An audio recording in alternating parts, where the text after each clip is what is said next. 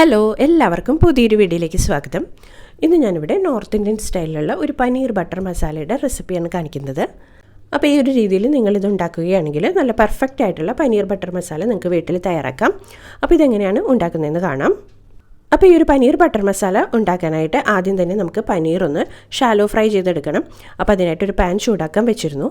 അതിലേക്ക് കുറച്ച് sunflower oil ഒഴിച്ചു കൊടുത്തിട്ടുണ്ട്. സാധാരണയായിട്ട് നോർത്ത് ഇന്ത്യൻ വിഭവങ്ങൾ സൺഫ്ലവർ ഓയിലിലോ കടുകെണ്ണയിലോ ഒക്കെയാണ് ഉണ്ടാക്കാറ്. സപ്പോസ് നിങ്ങളുടെ കയ്യിൽ സൺഫ്ലവർ ഓയിൽ ഇല്ലയെന്നുണ്ടെങ്കിൽ വെളിച്ചെണ്ണ ഉപയോഗിച്ചാലും മതിയാവും.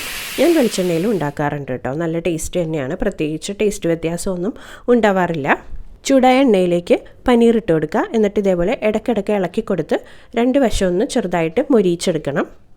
400 ഗ്രാം പനീറാണ് ഇട്ട് കൊടുത്തത്. അപ്പോഴേക്കും പനീർ നല്ല സോഫ്റ്റായിട്ട് വരും. എന്നിട്ട് ഫ്ലെയിം ഓഫ് ചെയ്ത് മാറ്റി വയ്ക്കാം. ഇനി നമുക്ക് ഈ ഒരു കറിക്ക് വേണ്ടിയിട്ടുള്ള ഗ്രേവി തയ്യാറാക്കാം. അപ്പോൾ അതിനായിട്ടൊരു പാൻ ചൂടാക്കാൻ വെക്കാം. അതിലേക്ക് 2 സ്പൂൺ ഓയിൽ ഒഴിച്ചു കൊടുക്കാം. ഇനി ഇതിലേക്ക് ഒരു ബേ ലീഫും 1 ടീസ്പൂൺ ചെറുജീരകവും ഒരു ചെറിയ കഷ്ണം പട്ടയും 3 കറയാമ്പും 3 ഏലക്ക തൊലി കളഞ്ഞതും കൂടി ഇട്ട് കൊടുക്കാം. എന്നിട്ട് നന്നായിട്ട് വഴറ്റി കൊടുക്കാം. ഏകദേശം 1 മിനിറ്റൊക്കെ ഒന്ന് വഴറ്റിയ ശേഷം നമുക്കിതിലേക്ക് 4 സവാള നീളത്തിലരിഞ്ഞതും 2 ടേബിൾ സ്പൂണോളം ഇഞ്ചിയും വെളുത്തുള്ളിയും അരിഞ്ഞതും 3 പച്ചമുളക് അരിഞ്ഞതും ചേർത്ത് കൊടുക്കാം. എന്നിട്ട് നന്നായിട്ടൊന്ന് വഴറ്റി കൊടുക്കാം. ഇതൊക്കെ നന്നായിട്ട് വാടിക്കഴിയുമ്പോൾ നമുക്കിതിലേക്ക് പൊടികൾ ചേർത്ത് കൊടുക്കണം. സവാളയൊക്കെ വാടിക്കഴിയുമ്പോൾ തന്നെ പൊടികൾ ചേർത്ത് വഴറ്റിക്കഴിഞ്ഞാൽ അതിൻ്റെ പച്ചക്കുത്തൊക്കെ പോവുകയും ചെയ്യും, കരിഞ്ഞും പോവുകയില്ല. അപ്പോൾ സവാളയൊക്കെ ഇവിടെ നന്നായിട്ട് വഴന്ന് വന്നിട്ടുണ്ട്. നമുക്കിനി ഇതിലേക്ക് പൊടികൾ ചേർത്ത് കൊടുക്കാം. 1 ടീസ്പൂൺ മഞ്ഞൾപ്പൊടി, 1 ടീസ്പൂൺ ഗരം മസാലപ്പൊടി, 2 ടേബിൾ സ്പൂൺ മല്ലിപ്പൊടി, 2 ടീസ്പൂൺ എരിവെള്ള മുളക് പൊടി, 4 ടീസ്പൂൺ കാശ്മീരി മുളക് പൊടി, ഇത്രയും ചേർത്ത് നന്നായിട്ട് വഴറ്റി കൊടുക്കാം. പൊടികളൊക്കെ നന്നായിട്ട് വഴന്ന് കഴിയുമ്പോൾ നമുക്കിതിലേക്ക് 3 തക്കാളി നീളത്തിലരിഞ്ഞത് ചേർത്ത് കൊടുക്കാം. എന്നിട്ട് നന്നായിട്ടൊന്ന് വഴറ്റി കൊടുക്കുക. തക്കാളിയൊക്കെ ഒന്ന് ഉടഞ്ഞ് വരണം. എന്നിട്ട് ഇതിലേക്ക് 1 ഗ്ലാസ് വെള്ളം ഒഴിച്ചു കൊടുക്കുക. ഒന്ന് ഇളക്കിയ ശേഷം അടച്ചു വെച്ച് ഇതൊന്ന് വേവിച്ചെടുക്കാം. അങ്ങനെ ഇവിടെ തക്കാളിയൊക്കെ നന്നായിട്ട് വെന്ത് വന്നിട്ടുണ്ട്. ഇനി ഫ്ലെയിം ഓഫ് ചെയ്ത് കൊടുക്കുക. ഒന്ന് ചൂടാറി വരട്ടെ. നന്നായിട്ട് ചൂടാറി കഴിയുമ്പോൾ മിക്സിയിൽ ഇത് നല്ല ഫൈനായിട്ടൊന്ന് അരച്ചെടുക്കണം.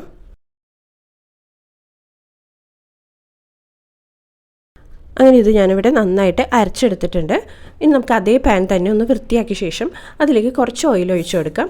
എന്നിട്ട് അതിലേക്ക് 1 ടീസ്പൂൺ ചെറുജീരകം ചേർത്ത് നന്നായിട്ടൊന്ന് വഴറ്റി കൊടുക്കാം.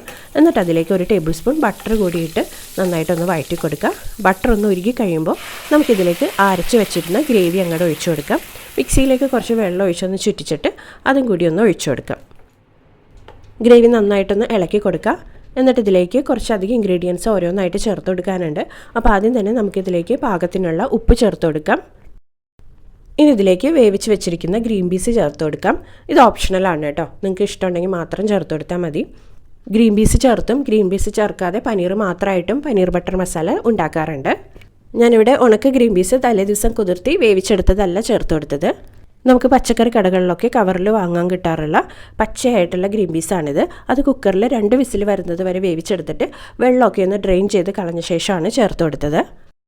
പനീർ ബട്ടർ മസാലയിൽ ചേർത്ത് കൊടുക്കുന്ന ഗ്രീൻ പീസ് ഒരുപാട് വെന്തുടഞ്ഞതായിരിക്കരുത്, ഷേപ്പ് പോകാതെ വേവിച്ചെടുത്തതായിരിക്കണം. ഇനി ഇതിലേക്ക് നമ്മൾ വറുത്ത് മാറ്റി വെച്ചിരുന്ന പനീർ കൂടി ചേർത്ത് നന്നായിട്ട് മിക്സ് ചെയ്ത് കൊടുക്കാം. ഇനി ഇതിലേക്ക് വളരെ പ്രധാനപ്പെട്ട ഇൻഗ്രീഡിയൻ്റ് ആയിട്ടുള്ള കസൂരി മേത്തി ഇല പൊടിച്ചത് ചേർത്ത് കൊടുക്കാം, അതായത് ഉണക്ക ഉലുവയില പൊടിച്ചത്.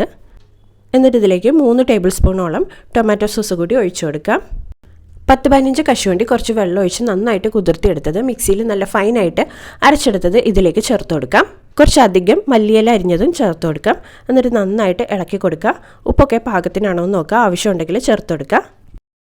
ഇനി ഇതെല്ലാം 5 മിനിറ്റ് ഒന്ന് അടച്ചു വെച്ച് വേവിച്ചെടുക്കണം. എല്ലാം നന്നായിട്ടൊന്ന് യോജിച്ച് വരണം. ഇനി ലാസ്റ്റത്തെ ഇൻഗ്രീഡിയൻ്റ് ആയിട്ടുള്ള ഫ്രഷ് ക്രീം കൂടി ഇതിലേക്ക് ചേർത്ത് കൊടുക്കാം. 100 ഗ്രാം ഫ്രഷ് ക്രീമാണ് ഒഴിച്ചു കൊടുത്തത്. എന്നിട്ട് നന്നായിട്ടൊന്ന് മിക്സ് ചെയ്ത് കൊടുക്കാം. മല്ലിയില വേണമെങ്കിൽ കുറച്ചുകൂടി ചേർത്ത് കൊടുക്കാം കേട്ടോ. അങ്ങനെ വളരെ ടേസ്റ്റി ആയിട്ടുള്ള നോർത്ത് ഇന്ത്യൻ ഡിഷായ പനീർ ബട്ടർ മസാല തയ്യാറായിട്ടുണ്ട്. ഗീ റൈസിൻ്റെയും ഫ്രൈഡ് റൈസിൻ്റെയും ചപ്പാത്തിയുടെ കൂടെയൊക്കെ കഴിക്കാൻ പറ്റിയ നല്ലൊരു അടിപൊളി കറിയാണിത്.